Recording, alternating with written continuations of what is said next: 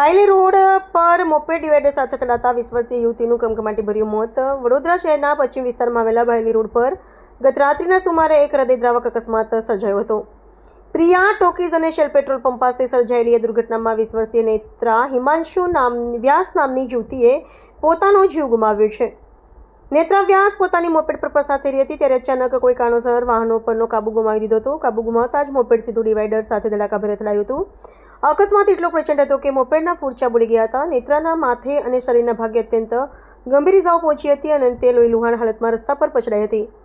અકસ્માતને પગલે આસપાસના લોકો અને વાહન ચાલકો તાત્કાલિક નેત્રાની વારે દોડી આવ્યા હતા. લોકોએ તુરંત જ 108 એમ્બ્યુલન્સને જાણ કરી હતી અને તેને સારવાર અર્થે ગોત્રી હોસ્પિટલ ખસેડવામાં આવી હતી. જોકે હોસ્પિટલમાં ફરજ પરના તબીબોએ તેને તપાસીને મૃત જાહેર કરતા શોકનું મોજું ફરી વળ્યું હતું.